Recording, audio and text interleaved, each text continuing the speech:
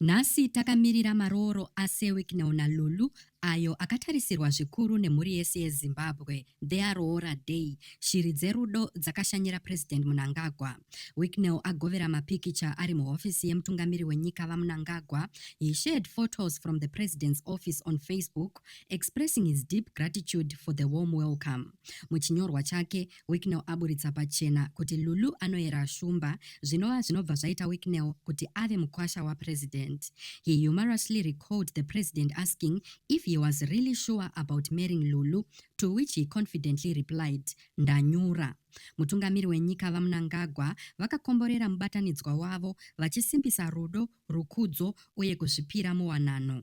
Wicknell ataura achizvikudza kuti ane mirayiro yakamira yekuda Lulu kweupenyu hwake hwose uye kuti ukama hwavo haufe wakazungunutswa kana kumiswa.